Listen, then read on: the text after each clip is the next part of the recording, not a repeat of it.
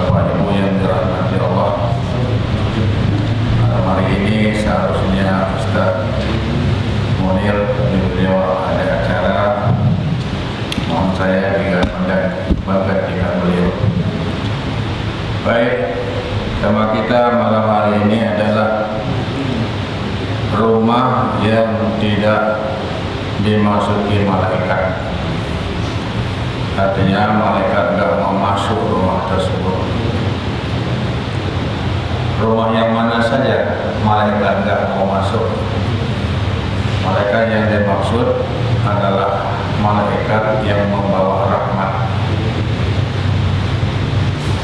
Pertama adalah rumah orang yang memutuskan silaturahim. Kenapa malaikat tidak suka kepada orang yang memutuskan silaturahim? Juga Allah, di mana Allah menyambung silaturahim kepada orang yang menyambungnya. Demikian pula sebaliknya, orang memutuskan silaturahim, Allah juga memutuskan silaturahim kepada dia.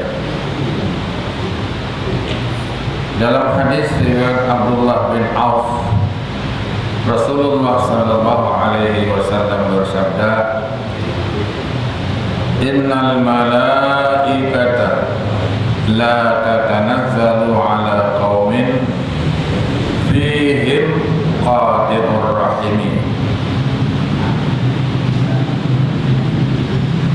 Kata Rasulullah sallallahu alaihi wasallam bahwa malaikat, sesungguhnya malaikat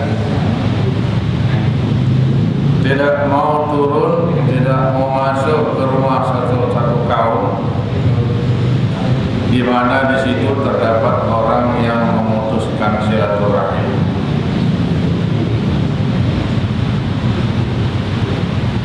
Karena itu disebutkan oleh Nabi juga,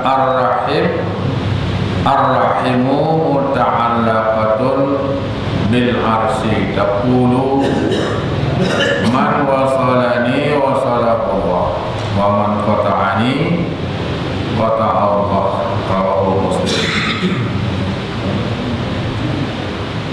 Silaturahim itu atau kasih sayang itu tergantung atau ada pada arsy. Silaturahim tadi berkata, siapa yang menyambung dengan aku, Allah akan menyambungnya.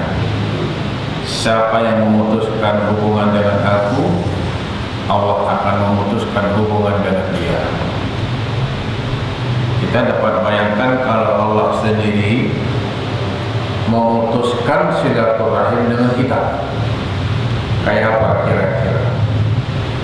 Orang saja memutuskan silaturahim dengan kita, itu dampaknya tidak enak. Ada orang nggak mau datang ke rumah kita lagi. Kawinan, sunatan, lebaran, kan begitu orang kita kan nggak mau datang lagi. Karena itu dalam hadis yang lain Nabi bersabda, "Man kana yu'minu billahi wal yawmil akhir falyukrim dhaifahu wa man kana yu'minu billahi wal yawmil akhir falyaqul khairan aw liyasmut." Barang siapa yang beriman kepada Allah dan hari kiamat, hendaklah memuliakan tamunya. Wa man kana yu'minu billahi wal yawmil akhir falyasil rahimahu, hendaklah menyambung silaturahim. Wa man kana yu'minu billahi wal yawmil akhir falyaqul khairan aw liyasmut, hendaklah ngomong yang baik-baik atau diam. Karena itu kita lihat betapa banyak Rasulullah membicarakan tentang silaturahim. Dalam hadis lain disebutkan juga, la yadkhulul jannata qati'ur rahimi, enggak bakal masuk surga memutuskan silaturahim. Maka dampak dari orang memutuskan silaturahim ini, malaikat rahmat tidak mau masuk ke rumah dia. Kalau malaikat rahmat tidak masuk ke rumah dia, maka orang itu jauh dari keberkahan. Malaikat tidak membawa rahmat kepada dia. Makna rahmat kasih sayang. Maka rumah itu barangkali penuh dengan bermacam kejelekan. Baik, itu yang pertama. Yang kedua, malaikat tidak mau masuk ke rumah orang yang durhaka kepada orang tua atau kepada ibu bapa. Karena orang tersebut termasuk anak yang durhaka. Dan durhaka itu termasuk dosa besar. Malaikat tidak suka kepadanya berarti. Karenanya Allah di dalam firman-Nya mengingatkan manusia, wa wassaynal insana biwalidayhi ihsana hamalathu ummuhu kurha wa wada'athu kurha wa hamluhu wa fisaluhu salasuna syahra. Kami perintahkan kepada manusia agar berbakti kepada ibu bapaknya. Ibu bapaknya, khusus ibunya, mengandungnya dengan susah payah dan melahirkannya dengan susah payah, mengandungnya dan menyapinya sampai 30 bulan. Al-Ahqaf ayat 15. Dalam ayat lain disebutkan, banyak kita temui tentang agar anak itu berbakti kepada orang tuanya.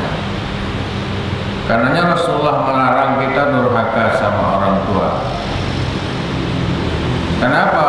Innallaha harrama 'alaikum uquqal ummahat wa'dul banat wa man'an wa hada wa karraha lakum qila wa qala wa kasratas su'al wa ida'atal mal, rawahu Bukhari wa Muslim. Sesungguhnya Allah mengharamkan atas kalian durhaka kepada ibu bapa. Allah haramkan menguburkan anak perempuan hidup-hidup. Ini versi orang jahiliyah dahulu. Allah juga melarang kalian sikap pelit dan selalu minta diberi, bukan ngasih. Allah tidak suka. Allah haramkan demikian. Maka minta-minta itu kalau masih bisa kerja hukumnya haram. Ya. Kalau minta-minta itu masih bisa kerja, haram hukumnya. Dan itu ada sebagian ulama mengatakan, bagaimana kita yang memberi? Berarti membantu pekerjaan yang haram, menolong orang yang perbuatan yang haram, hukumnya jadi haram juga. Kan dalam Quran disebut wa ta'awanu 'alal birri wat taqwa wa la ta'awanu 'alal itsmi wal 'udwan.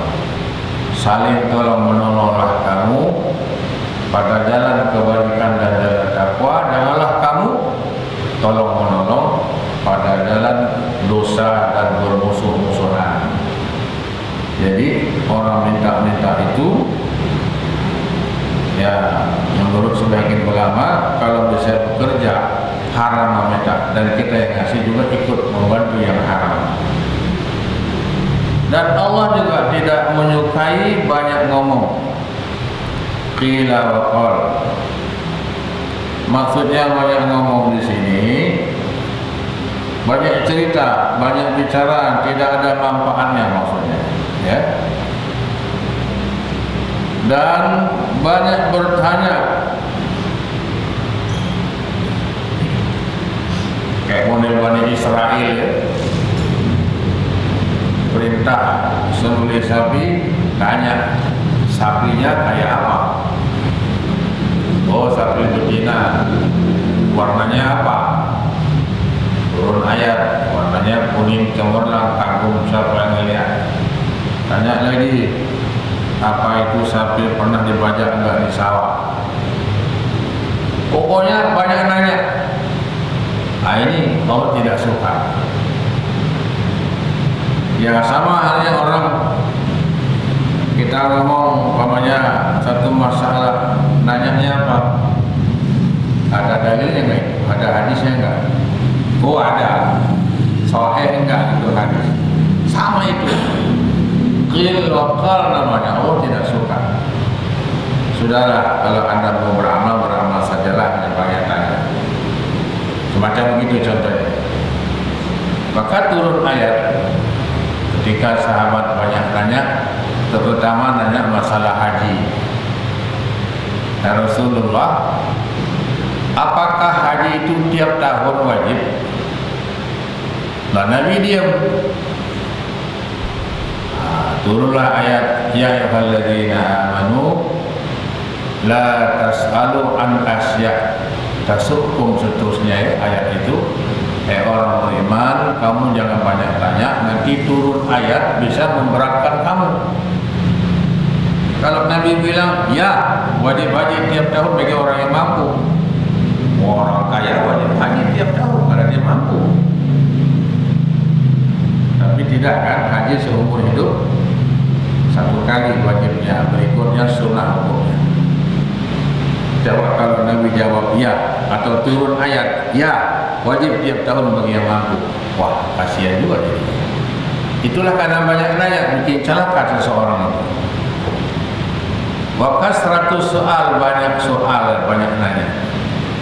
Wa ida'atul mal, menghambur-hamburkan harta. Jadi maksud menghambur-hamburkan harta itu beli yang enggak perlu dibeli. Ya, memang enggak butuh beli juga, menghabiskan uang. Sama juga boros. Sama juga mubazir namanya itu ya. Allah tidak suka orang-orang yang mubazir. Malah dalam Quran sebut orang mubazir itu termasuk ikhwanas syayatin, temannya setan, saudaranya setan.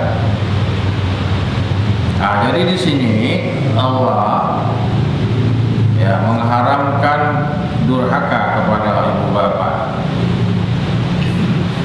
Dalam hadis lain disebutkan oleh Nabi, salah satu la yanzurullahu ilaihim yaumal qiyamah. Ada 3 golongan yang Allah tidak pandang. La yanzuru itu Allah tidak perhatikan, bahasa kita dicuekin oleh Allah.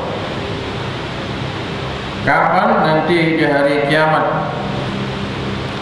Pertama, al-aqu liwalidayhi, orang yang durhaka kepada kedua orang tua ya.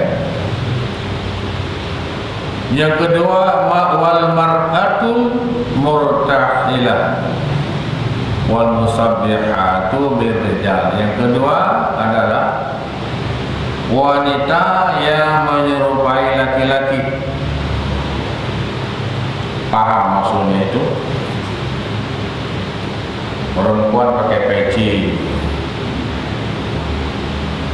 Pokoknya apa yang dipakai laki-laki dia pakai.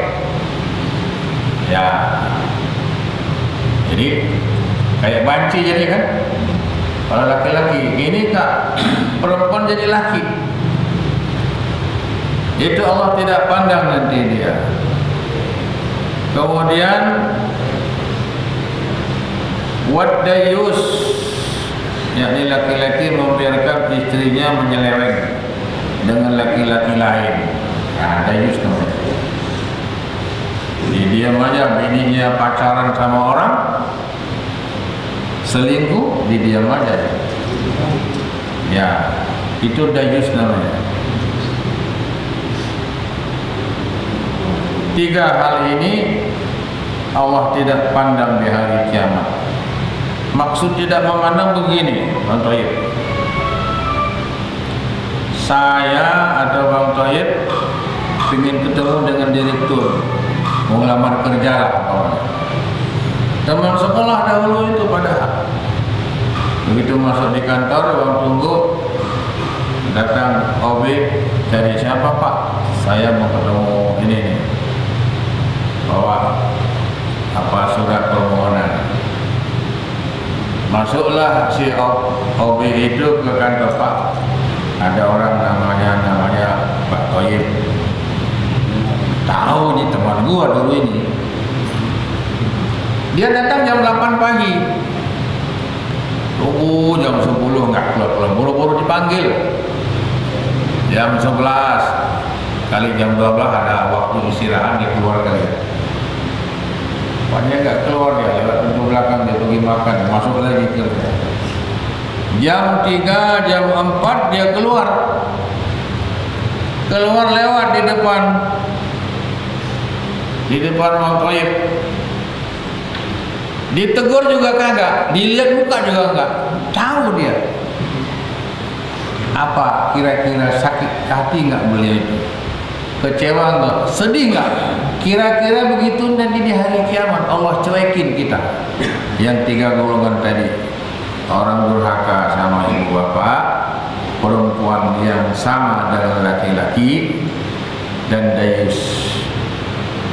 Wa salah satu la yadkhulunal jannah, dan 3 golongan juga tidak masuk surga nanti. 1, al-aqul liwalidayhi.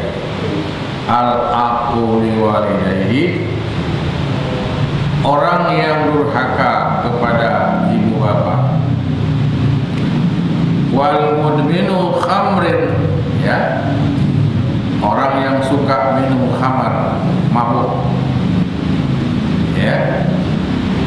Lalu wal mannanu bima aqta, orang yang sering menyebut-nyebut, mengungkit-ungkit apa yang pernah diberikan kepada orang lain. Orang ini nggak masuk surga nanti. Lah itu menara itu gua yang bikin itu. Itu kantor sekretaris gua yang bangun, gua yang nyumbang semua. Habis berapa itu? Banyak habis gue itu. Mulai haji apa itu? Tukang bubur. Muhyiddin. Tapi bagus juga cerita kayak gitu. Jadi pelajar kok ini. Yang model begitu tuh. Ya. Jadi itu speaker yang itu gue yang pasang semua. Habis 200 juta semua itu. Walau Pak. Mengungkit-ungkit namanya itu, ya. Wal mannan bima a'ta, akhrajahu Ahmad wa Nasa'i wal Hakim wa Ibnu Hibban wa Ibnu Khuzaimah. Nah, jadi gawat juga ya orang yang durhaka sama orang tua, terutama di sini. Nah, Ka'ab al-Akhbar menjelaskan tentang gambaran orang yang durhaka pada ibu bapak.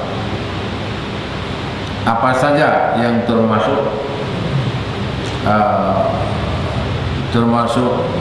durhaka sama orang tua.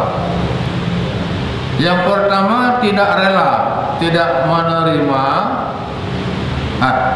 tidak mau memberi atau tidak mau menerima pemberian orang tua yang telah ditetapkan oleh kedua orang tua. Biasa barangkali soal warisan, soal apapun yang orang tua nggak mau, marah, protes, kan gitu. Ini termasuk anak yang durhaka ya. Jadi pokoknya orang tua kalau ngasih itu terima, jangan nolak. Nanti dia sedih, ya, menolak atau tidak menerima, tidak rela apa yang diberikan oleh orang tua. Kedua, jika diperintahkan oleh orang tua sesuatu, tidak mau dikerjakannya, ya, terutama ibu, ya. Jadi kalau ada bapak, ibu manggil anaknya dua-dua, yang mana dijawab? Ibunya jawab. Ya mak, ya bu, gitu. Ya, jika diperintah tidak mau dikerjakan. Ketiga, tidak memberikan apa yang diminta orang tuanya. Orang tuanya minta kain sarung, minta mukena buat sholat yang lama udah butut begitu, nggak mau beli dia. Sementara mobil dia beli buat dia, tiap tahun ganti mobil. Jadi kalau begitu kita lihat kebutuhan orang tuanya apa. Saya kira kalau orang tua kebutuhannya ya sudah nenek-nenek, kakek-kakek apa sih? Ya kalau di kampung paling siri, udah. Nggak mungkin beli Mercy, nggak mungkin dah. Ya. Nah, kadang-kadang susah, orang tua itu seleranya beda, ya, beda sama kita. Kalau naik mobil itu taruh di mana orang tua? Depan apa belakang? Uyung dia belakang. Ya, taruh di depan. Kalau orang tua datang nginap rumah kita, ditidur di mana? Ada kamar buat pembantu, ada kamar buat anak, ada kamar utama buat bos. Nah, orang tua kita datang dari mana? Di kampung. Tidurnya di mana? Hah?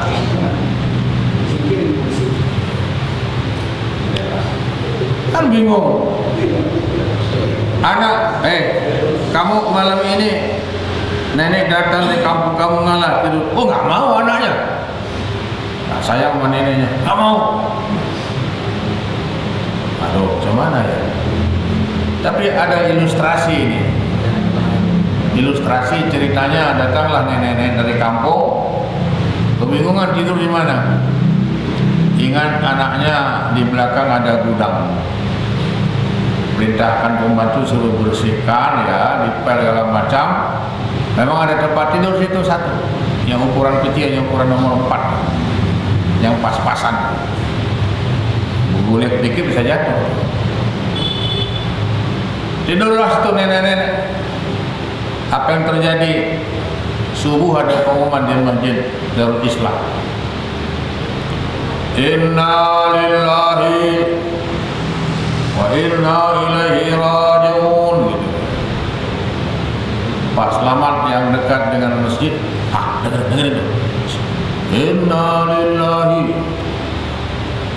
telah berpulang ke rahmatullah seorang ibu usia 70 tahun di Jalan Salafiyah nomor berapa lupa ya nomor,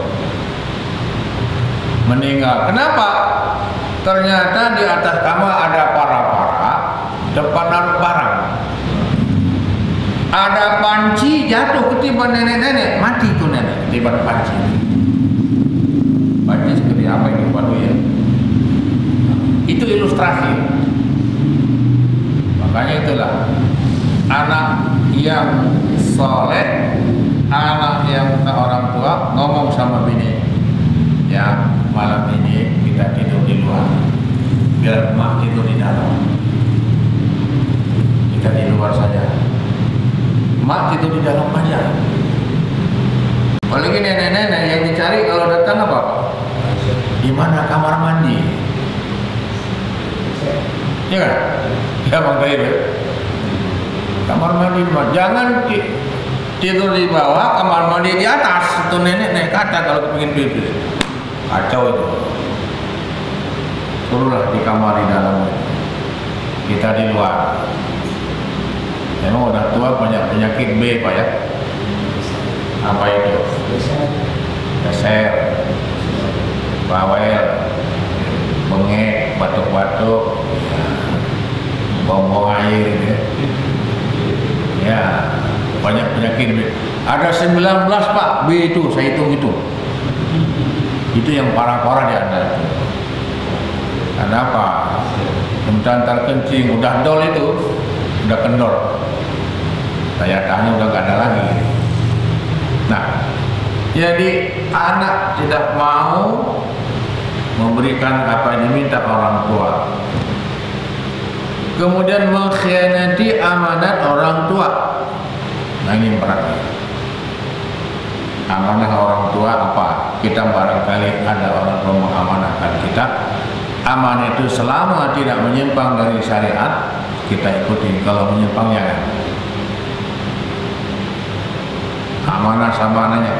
Kau minta cerai sama suamimu itu nggak benar, jangan turutin. Ya, tanpa pasang nggak ada urusan.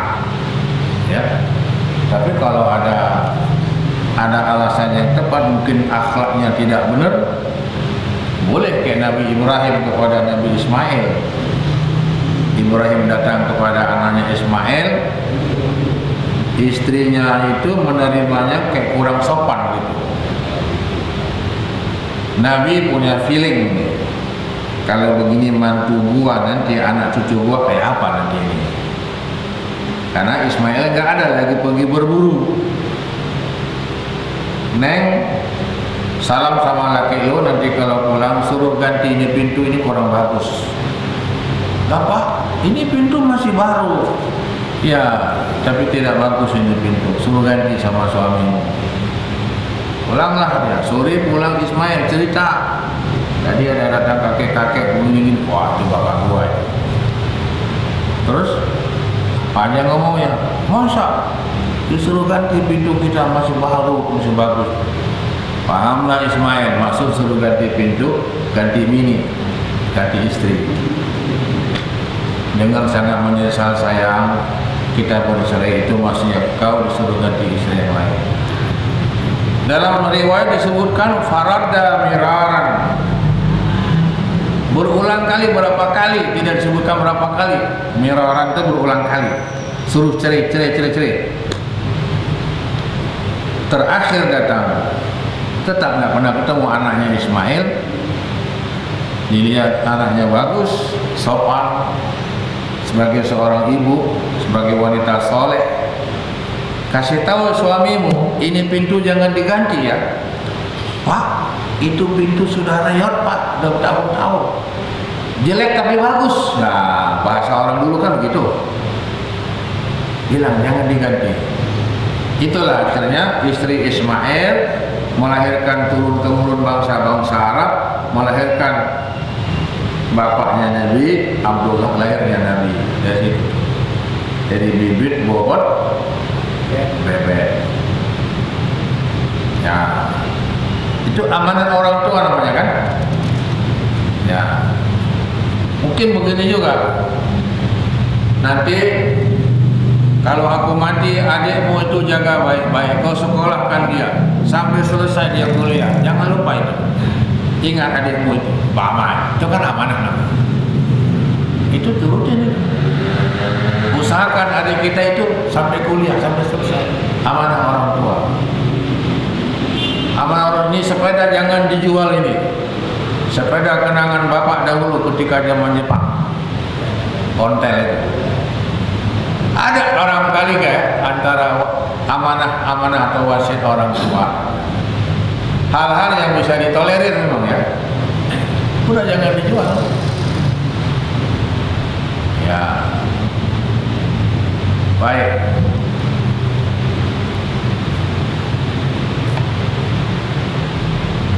Jadi durhaka kepada ibu bapak adalah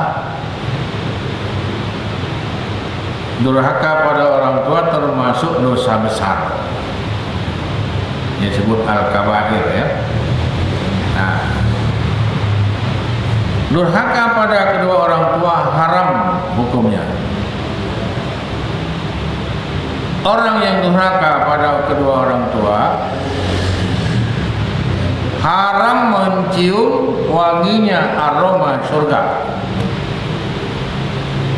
Haram mencium wanginya aroma atau tamannya surga. Nabi meriwayatkan surga itu ada taman, mungkin sudah pernah diterangkan. Taman itu ada bunga, harum semerbak. 7 tahun belum sampai kita berjalan ke taman itu, sudah tercium harum semerbak taman itu. Orang durhaka kepada kedua orang tua haram mencium bau taman surga itu. Pahannya apa? Mafhum mukhalafah namanya. Artinya jangankan masuk surga, mencium taman itu saja nggak boleh. Itu bahasa halusnya. Saya tetangga dengan Pak Slamet. Beliau bikin rendang buat taruh di restoran. Ketika diaduk itu rendang, aromanya kebawa ke rumah saya. Saya berdiri di depan, ngelus-ngelus. Dilihat, Ustaz Nur, Pak, jangan cium ya, jangan cium itu aroma rendang gua. Waduh, maksudnya apa? Jangankan kita ikut makan rendang dia, cium aroma aja nggak boleh. Bahasa halusnya gitu. Mafhumnya seperti itu. Orang yang durhaka sama orang tua haram mencium wangi aromanya surga.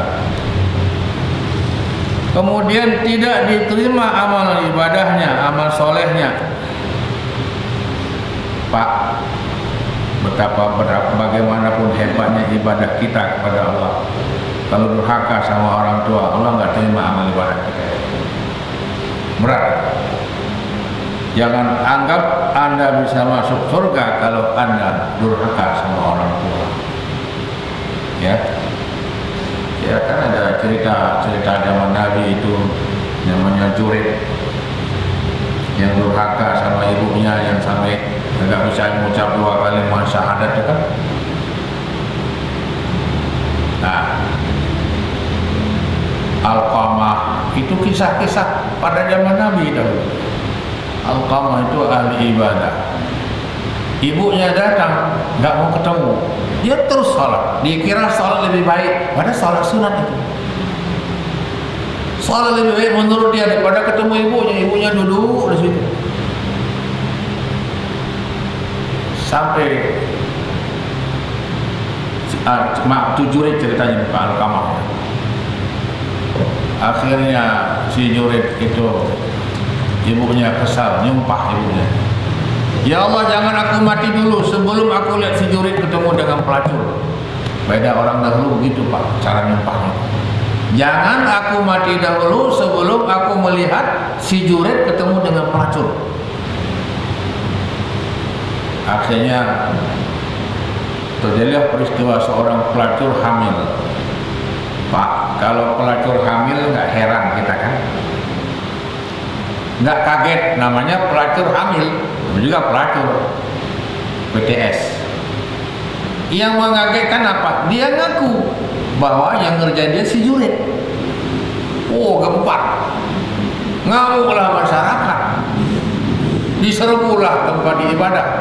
Kayak diserbunya tempat Arifin Ilham kemarin itu. Beliau digebukin ya, rumah atau ibadah dibakar semua. Diseret ke pengadilan dia. Dituduh berzina. Bukti itu perempuan ngaku Jurid yang ngerjain. Tetap mengaku saya nggak pernah berbuat. Demi Allah saya nggak berbuat. Tapi ini bukti kata hakim. Dulu kan nggak ada tes DNA segala macam pada. Jurid minta kepada hakim, minta waktu mau sholat hajat 2 rakaat. Dia sholat, ya Allah tunjukkan kalau aku benar atau benar. Kalau aku salah tunjukkan salah di depan orang banyak. Nah, lalu si perempuan tadi diminta sini, suruh naik tidur di meja, di atas meja. Jurid memegang telunjuk, menekan perutnya. Ya ulam kulil haqqa man abuka. Hei bocah, sebutkan siapa nama bapakmu. Bayi dalam kandungan bu, Pak. Jurid menunjuk telunjuknya. Ya ulam, hei bocah, tunjukkan siapa nama bapak. Ngomonglah bayi dalam kandungan orang dengar bahwa bapaknya lah pengembala domba, pengembala hewan, main sama si pelacur. Apa boleh buat? Dia sudah babak belur, rumah ibadahnya sudah dibakar orang. Orang menyesal, orang minta maaf, ya enggak? Dia bilang ya enggak apa-apa. Ternyata sumpah ibunya itu. Maka Nabi melarang, jangan kamu menyumpahi anakmu. Allah menerima sumpah itu. Iya. Makanya Pak, anak kita itu jangan sumpahi. Anak kita ngambil rapot, nilainya jelek, bego lo, dasar lo, tolol lo, bener-bener jadi tolol Pak, hati-hati. Sama juga nyumpahin itu, malaikat amin, jadi bodoh lah itu anak. Sama doa itu, jadi. Beda dengan tetangga saya yang macam sipit, orang China dulu, ketika saya di Mampang. Anaknya matematik Pak, nilai 6, digebukin sama bapaknya. Jam 12 malam, di bawah material, di atas dia tinggal, digebukin malam penuh. Ampun, goblok lu, tolol lu, malas lu kamu belajar, masa matematik konten 6. Pagi-pagi anak bongok-bongok kulit. Itu SD kelas 5. Sekarang jadi direktur itu anak, punya perusahaan sendiri. Jadi itulah. Jadi kalau kembali cerita Jurid tadi Pak ya, hanya sedikit. Kenapa? Tidak hormat orang tuanya, karena orang tua datang tidak dihargai. Baik. Orang durhaka kepada orang tua berarti melanggar larangan Allah dan Rasul. Ya. Sama juga. Kan perintah Allah, perintah Nabi. Enggak boleh durhaka sama orang tua. Berarti larangan itu dilanggar oleh orang yang durhaka tadi.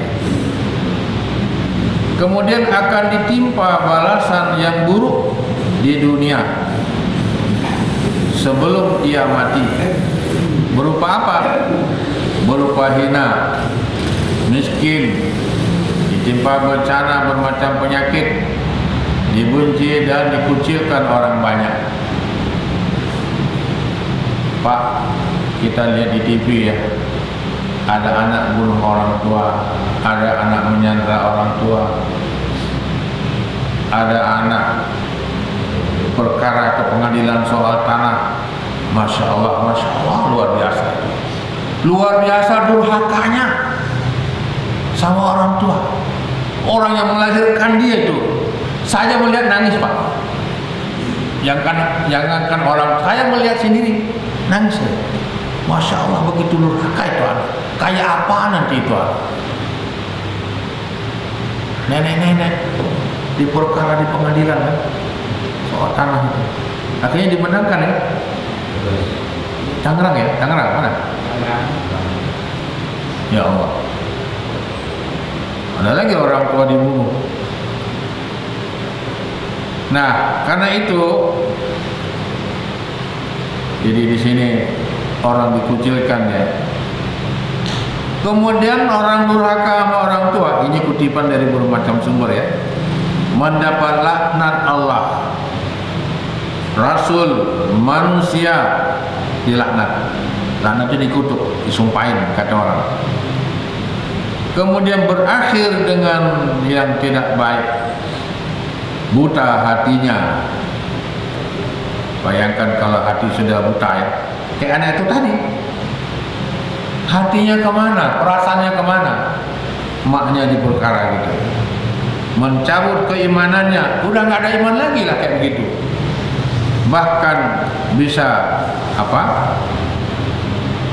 bisa tidak mampu mengucap 2 kalimat syahadat atau mengucap talqin pada akhir hayat ketika disebut la ilaha illallah, kayak kasus Alqamah. Alqamah dosanya apa Pak?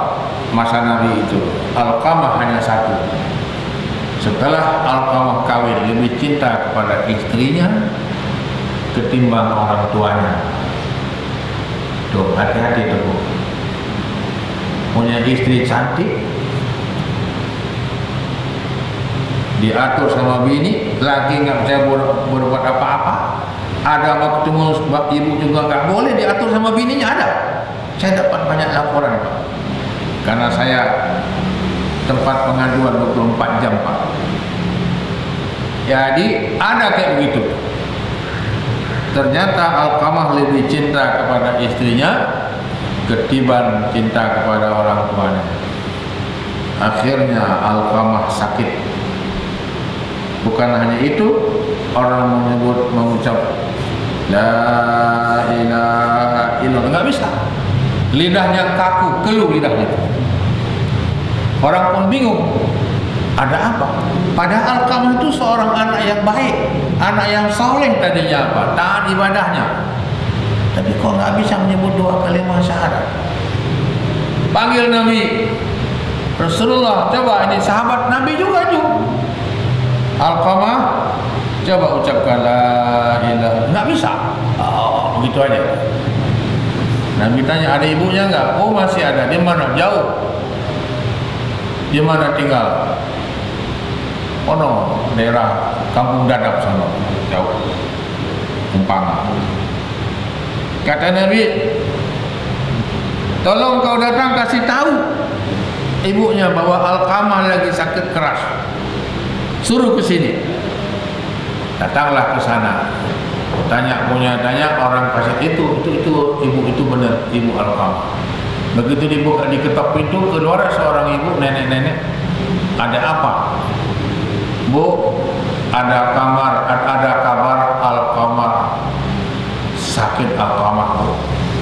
Ibu supaya datang ke sana. Kata si ibu, maaf, aku tidak punya anak yang namanya Alqamah. Wah, pulang ini orang, nggak ada namanya ibu Alqamah, nggak ada. Bukan, salah kali. Nabi bilang, suruh balik lagi. Bilang Rasulullah yang suruh kalau begitu. Datanglah mereka bilang, Bu, ibu disuruh oleh Rasulullah. Saya datang. Oh, kalau Nabi suruh aku mau. Jawab. Datanglah ibu itu. Nabi bertanya, ibu, benarkah anak ibu ini? Ini anak ibu benar? Kata dia, maaf Rasulullah, ini bukan anak aku. Tapi dia pernah keluar dari perutku dia ini. Ada apa ibu?